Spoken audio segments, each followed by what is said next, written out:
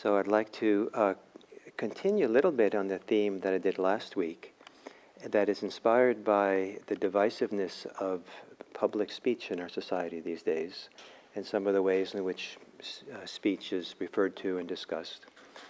And I think for many people who are following the news, some of the statements about truth that are coming out stand out quite dramatically. That the president's lawyer should say that truth is not truth. At least on the surface of those 4 words, it's a little bit noteworthy, and I think begs for further investigation and consideration, and what in the world the person was saying in saying that. Statements about the tremendous, onslaught of claims about fake news certainly requires more reflection and consideration of what's being said and why and the impact of it. And statements like from the president that said that what you read and what you see are not what's happening. And that's kind of also requires some consideration what's actually meant there. So the idea that some of these public statements now require further consideration, both for what was being said, and the intention and the impact, but also the whole nature of truth and what is true and how do we know, is, I think is a topic that's up for us to consider as a society. And partly some of the moral relativism that exists in our society, and that's often I think overall is associated more with a liberal left than the right, is spilling over now and in some ways coming back and biting the liberal left with moral relativism that seems to be coming out of other parts of our society now. So it's a complicated issue what's going on, and we're looking at it, people just understand it. So I thought I would try to look a little bit at the topic of truth today in this talk. And I can confidently say that I don't feel like I'm an expert at this topic in the degree to which it's required in our consideration. So these are both my exploration of it, but also because I don't feel like I really understand these issues as much as well as they should be, what I can do is go back to the suttas, the teachings of the Buddha, and see how that's handled there, and see if that might have some relevance for our modern consideration, reflection on these topics. And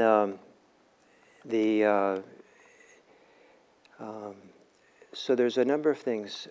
So I want to read or relate to you one of my favorite discourses, favorite little texts from the ancient tradition that purport to be the teachings of the Buddha. And it has to do with a conversation the Buddha had with a young Brahmin. And in the Buddhist text, the version of the story, he's a little bit too presumptuous or a little bit too proud or something, and kind of a little bit rude to the Buddha. And so the Buddha at some point thinks, well, let's give him a chance to ask a question or give him a chance to speak to me. And so he does, and this Brahmin belongs to the priest class of the Brahmanical religions of ancient India. And they believed a set of scriptures that goes back some of them thousands of years before that even, the Vedas and the Upanishads and different texts that they have. And so this Brahmin says to the Buddha, these scriptures that we have, in some Brahmins claim are true. Is it true? He says,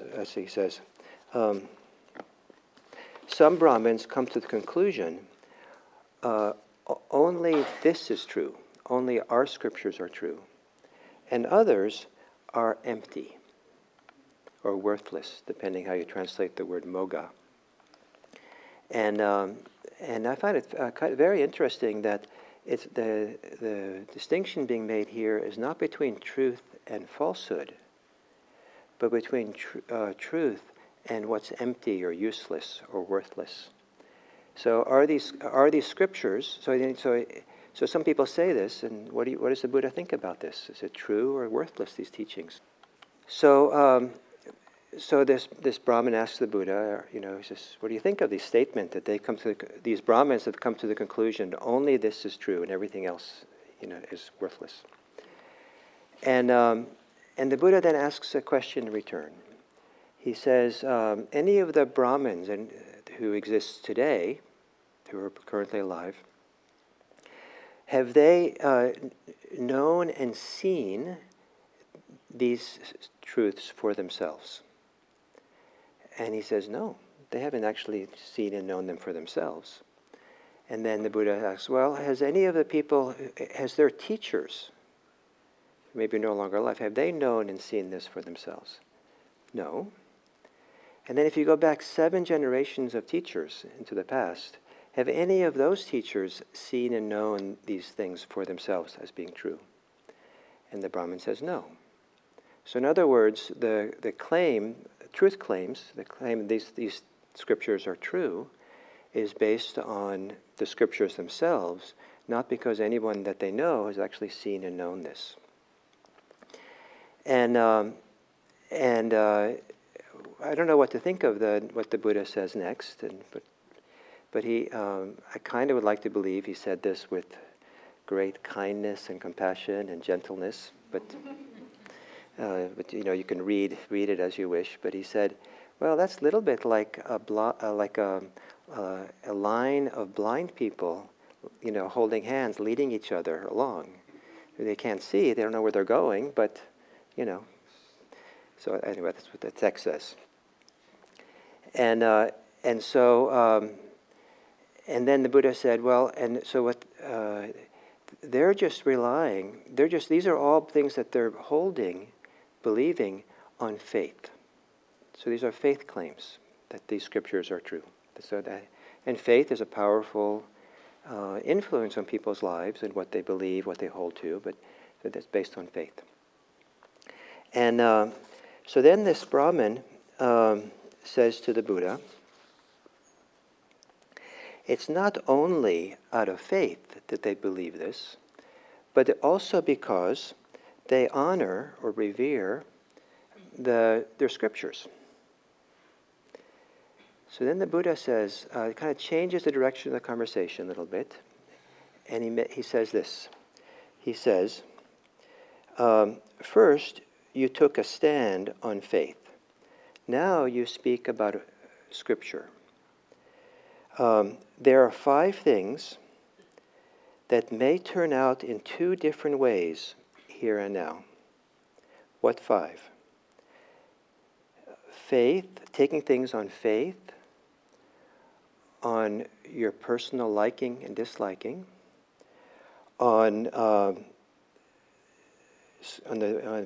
based on scripture, based on reasoning, and based on consideration and pondering of views. So there's these 5 ways in which people can relate to, here we're talking about religious teachings. But you can take it on faith, you can accept it or believe in it because you just like it. You can believe it because it's the tradition, the scriptures of the tradition, and that makes it true. You can take it on because you've really reasoned it out this for yourself. Or you, not quite like reasoning, but you've really given consideration and then accepting it out of consideration. So, the last 2 is, many people have a lot of value and who are very rational, like to rationally think things out. And so the Buddha said these five ways. And then he says that these 5 ways may turn out in 2 different ways. Something may be fully accepted out of faith, yet it may be empty, hollow, and false.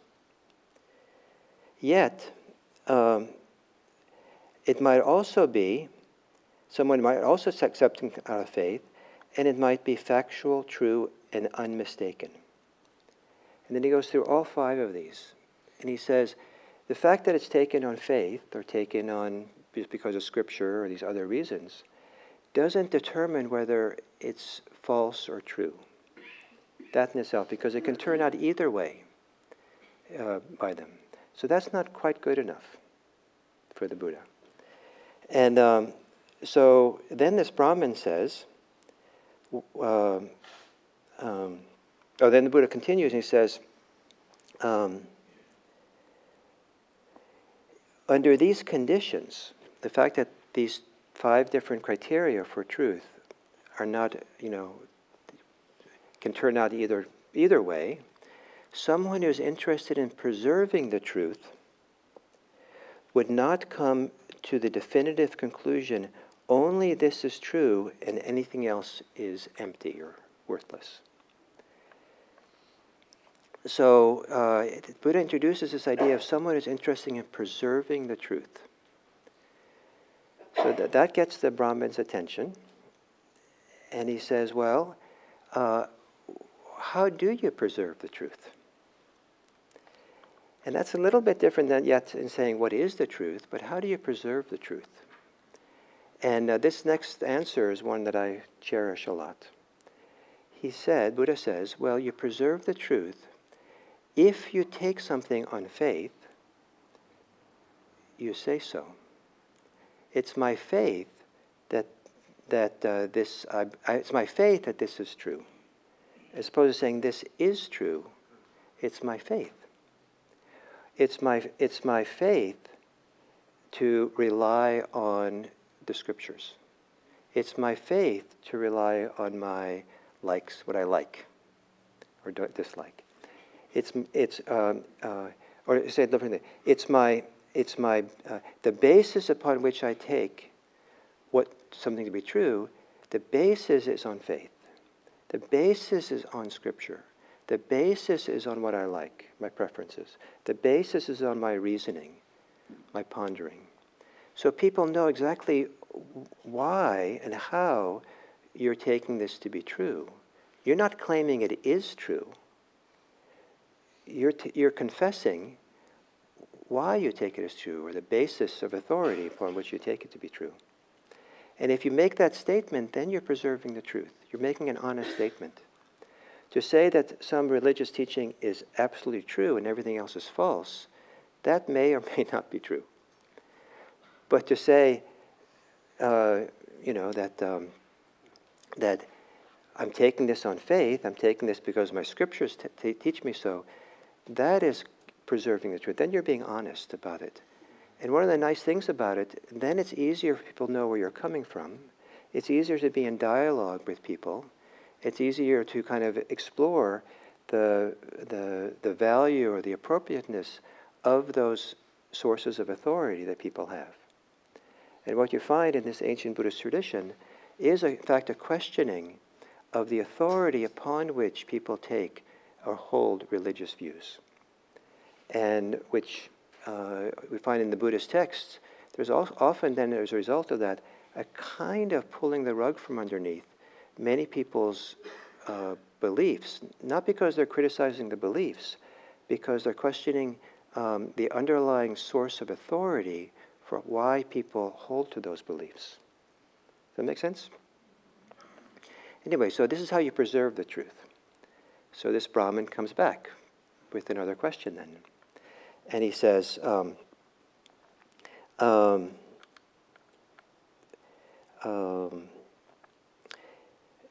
then he says, so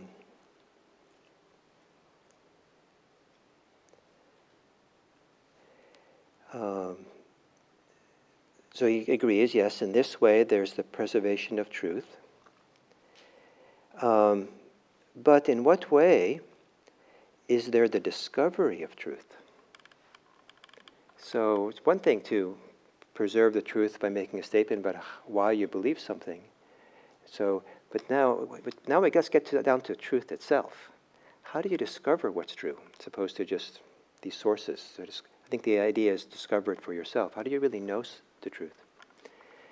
And so back then in ancient India, there were no books, written books. There was no TV, no news, editorials, all kinds of things. There was an oral tradition. and it was all done orally. And so, so you really required a person-to-person contact to learn anything or consider anything. And so it was very important then to go to some, if you wanted to find the truth, and if you weren't going to completely rely on yourself, and to you kind of go around and ask people, what do you think, and what are your teachings? You had to, you'd go to someone. So the Buddha said, when you go to someone to begin investigating what might be true, the first thing you should do is discover if that person is free of greed, hate, and delusion. Because if they're not, you can't quite rely that depend on what they're going to say is really going to be true. They're going to be skewed in some way or influenced in some ways of what they say. The way the Buddha says this, he says, you should go to the person and investigate the person, to check the person out. In another text, he says, if you go to a religious teacher, take your time. Check them out really well. So, so investigate the person in regard to three kinds of states. In regard to states based on greed, hatred, and delusion. And ask yourself, are there in this person any one of these states such that that person's mind will be obsessed, and while not knowing better, might say something that is false, and so while not knowing, the person might say, I know, and while not seeing, the person might say, I see. So a person makes truth claims, but have influenced by greed, hate, and delusion, they might not say what actually is true, in terms of what they know and see.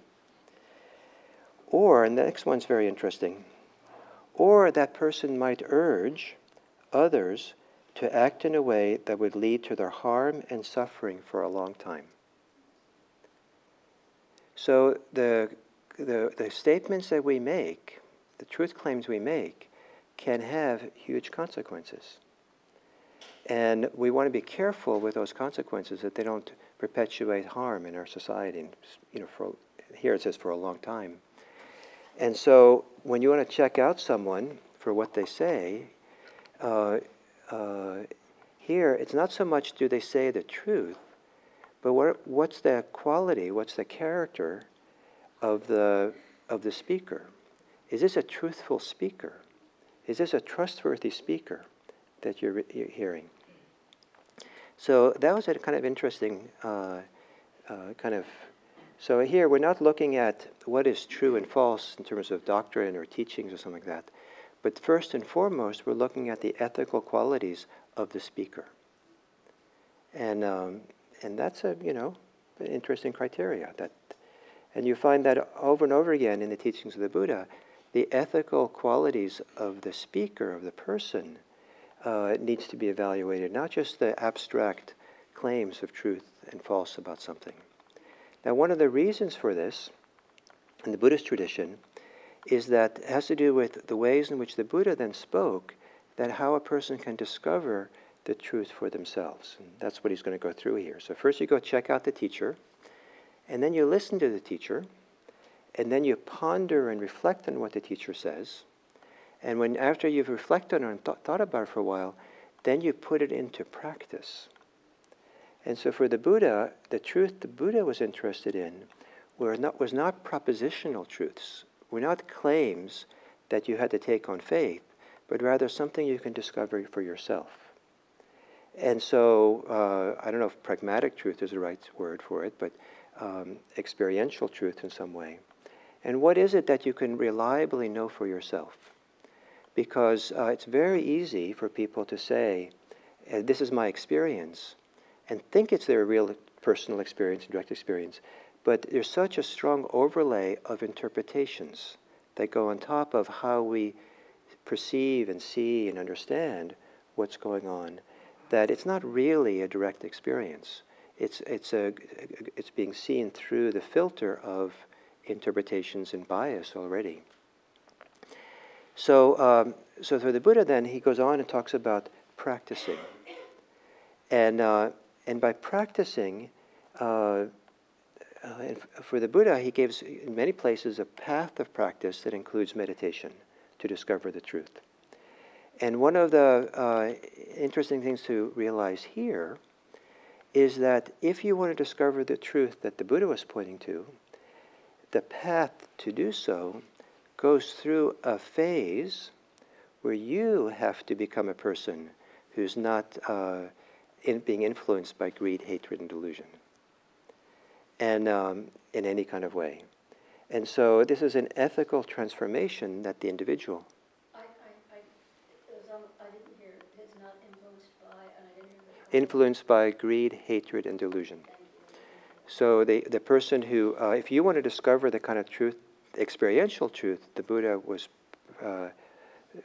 encouraging people to do, we have to go through a phase of practice where our own greed, hatred, and delusion, maybe it hasn't been eradicated completely, but meditation, we're able to put it at rest, or put it aside, or settle it down enough that our eyesight, our ability to know and see, are not going to be unduly influenced by greed, hate, and delusion.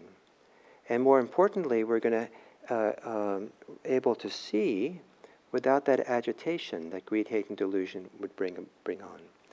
So here, before we even get to what is the truth in the Buddha's language, we're talking about the ethical state of the person who speaks the truth, and also the person who's going to discover it for themselves. That there is no discovery of the truth unless somehow or other we're able to work on this inner obscurations and confusions and drives and biases that come from greed, hatred, and delusion. And then with that, it's possible to see the truth that the Buddha was pointing to. And that truth, again, could be said to be very ethical in nature, because it involves the eradication, the uprooting of these three ethical states, these motivating states: greed, hatred, and delusion. And those get uprooted, and it's possible to see or experience the mind or the heart absent of these states. It's possible to experience them temporarily absent, and for some people that's a radical experience, to really feel this purity or this cleanliness inside. And even people who conventionally don't have much greed, hatred, and delusion, it's not really... For Buddhists to keep talking about greed, hatred, and delusion, they fall asleep because it's not quite so interesting, what's this about?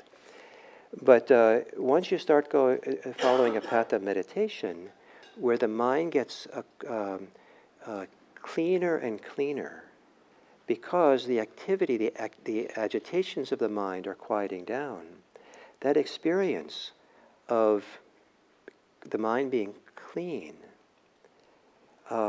can be radically transformative for people to know that that's possible. And then after that, the tendencies of the mind to get back into all those activities that fit the category of greed, all the activities fit the category of hatred, of delusion, it just doesn't feel right anymore, because you know a different way. So that's a discovery of truth. Again, that's not a propositional truth. It's more of a psychological experience, state, that a person knows for themselves, and they know this hurts to have these unethical states, and these don't hurt to have the opposites. And this language of ethics that I'm using, some people don't appreciate it, and which is reasonable for many reasons. But in ancient India, there was actually no obvious word for our word ethics. And so the Buddha doesn't say that it's important to be ethical. He just says greed, hate, and delusion need to be addressed and looked at and be cleansed from. And but for many people here, in many Western perspectives, this could be seen as an ethical path, an ethical change that happens with people. And exactly what the truth is, aside from this kind of experiential truth and this kind of taste of freedom that can come from the absence of these states of clinging, I don't, that's, it gets more and more complicated in our society and what goes on around us.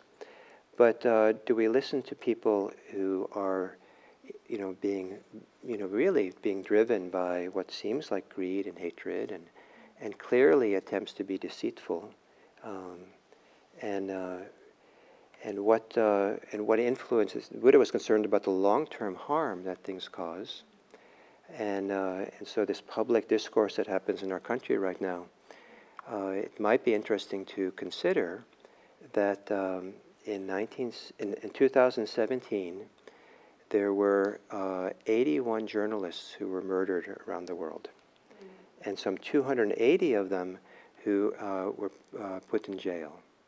And a lot of them were investigating corruption in different kinds of ways. And this prosecutor who was just prosecuting the case of Paul Manafort, some, 10, 12 years ago, maybe some of you remember exactly how long ago, he was, apparently the New York Mafia had a whole plan to assassinate him at a restaurant in New York City. So how people speak about journalists and news is not inconsequential. And so what is the motivation behind why people speak, and what is the impact we have? Would be a very important Buddhist reflection on all this. And people certainly have very important things they're trying to accomplish, and maybe purposes they feel very motivated to do. But in Buddhism, it's never nothing justifies acting from places of greed, hatred, and delusion. So in Buddhism, the task would be, if you really feel passionate about something, you don't succumb to those forces, but you'd find other important and creative ways, significant ways to speak up and to work and institute change. So then I'd like to end with this two quotes from the suttas. And that one's not from the suttas, from a later Theravadan commentary. Truthfulness has the characteristic of non-deceptiveness. I love this definition. It's a little bit hard to know what's true. I'd like to propose that it's easier to know what's deceptive. And so we might be at a hard time sometimes, so we never want to say what's false. Maybe that can be more easily ascertained in many situations, the things people claim. And so it's one thing to make a claim that something, one thing is to lie. It's another thing to, to say this is true. And lying so non-lying is the definition of truth. So that's, I think that's really interesting. The second quote: when one is not ashamed of telling a deliberate lie, there is no evil that one would not do. And that quote is from the Buddha. So, what is truth? What is falsehood? How do we discover it for ourselves? How do we preserve it? By being careful about how we hold what we say, how we make claims. And do we make claims that we tell people, it's on this basis that I make this claim. I read it in the news. I read it in, you say where you read it, and where you heard it. And then people can then participate in a deeper reflection of what's going on than they can if you just make claims. So that was my offering to, a topic which I don't think, as I said earlier, I don't feel like I have a good sense of how to find my way in the world of these truth claims that exist out in the world in many different fronts. But I think that I say that that I'm still trying to find my way with it, because I think as a society, it really is good for all of us to spend some time reflecting and thinking, how does this work? And it's very easy to be opinionated. So that's not true, and how could they? But not really take a good look. What do we believe? What do we understand? And how do we have really looked and considered the nature of truth and falsehood and truth claims and right now I think a lot of the public discussion around this that I've been seeing around the words facts and truth. And if that's the only words or concepts that are used in this discussion, it's actually, I think, kind of poor and limited. And it might be important to introduce other words into the conversation, and that is concepts of the values that people have, and also the principles that people base their lives on. Because values and principles don't really fit neatly into truth and falsehood claims. And they don't fit into facts, non-fact kind of claims. And so, but they're very important in human society. The principles that our society is based on, our community, our people, and the values they're based on. So to have reflection and think about the difference between truth, facts, values, and principles is an important part of this whole exploration, important part of our society these days. So that's the talk. And it is true, and it's a fact, and it's a value and a principle that we should try not to park on Birch Street. And the parking lot across the street. What? Oh, and also in the dentist parking lot there, that's the other place. So, some things luckily, fit the bill. All four of those. Yes. So you talked about greed, hatred, and delusion. Yes.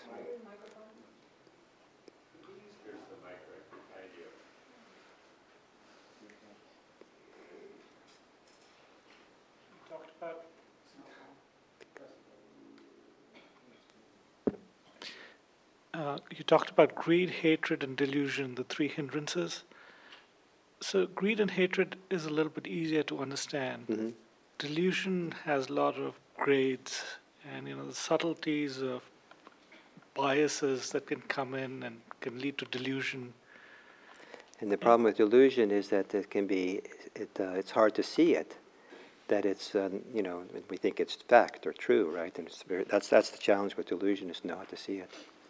But there's plenty of delusions that are easier to see than others, and sometimes it's only the next day we realize. But that's it's pretty good.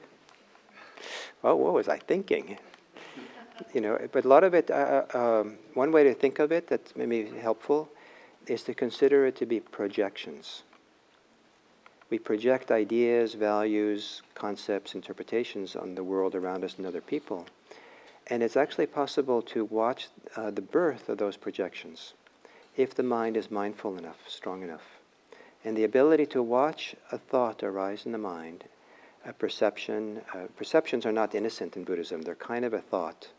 To see kind of the stands, the assumptions that arise when we see someone or see a situation, and watch it happen, allows us to evaluate it and see, well, that's not really true, or that's not really, I'm not so sure about it.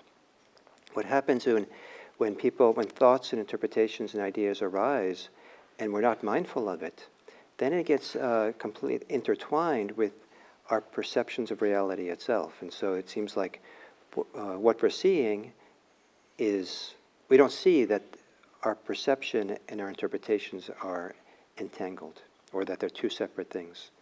And so the ability to be calm, centered, and mindful is one of the best antidotes to a lot of delusions. Whether it works for all, sometimes it takes a lot of deep inner work. And so that's why the reference point for the Buddha to really do this deep work of putting aside greed, hate, and delusion his path is to do meditation. The meditative mind is one of the best platforms to do this, to see this. If you're trying to do it without meditating, it might be very limited how far you can go. So it is time to stop, and I appreciate this question. This is a very important topic, and probably we should have more discussion, but I don't want to keep people here. But I want to say that please stay for the potluck, and please say hello to each other and welcome each other here, and you know, if this was an evocative talk, you might share with some person next to you or something a little bit about what your thoughts are in listening to this. Thank you.